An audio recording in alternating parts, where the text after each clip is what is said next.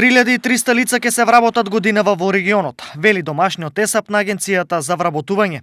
Математиката е направена врз основа на контакти со работодавачи и институции кои годинава пресметале дека ќе имаат потреба од 3.318 нови вработувања.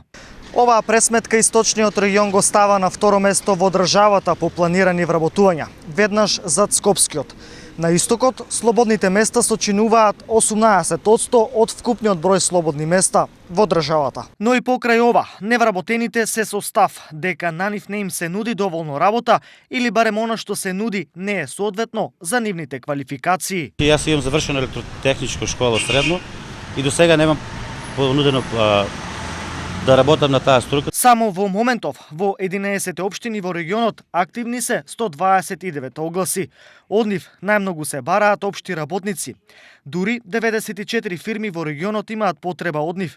Следуваат административни работници за кои има 17 огласи, 16 се за наставници и 2 за медицински сестри. Од друга страна, на евиденцијата за невработени има над 10.000 лица, но повеќето од нив тешко или воопшто не прифаќаат преквалификација. Дали ќе прифатите преквалификација за струка? Тоа малку ќе размислиме, не? Тоа е повеќе за младите, јас сум 58 години и имам проблеми со здравјето. Се во ова, во лоша состојба ги става и невработените и работодавачите. Првите, чекајќи идеална работа со години седат дома, вторите, мака мачат да обезбедат работници.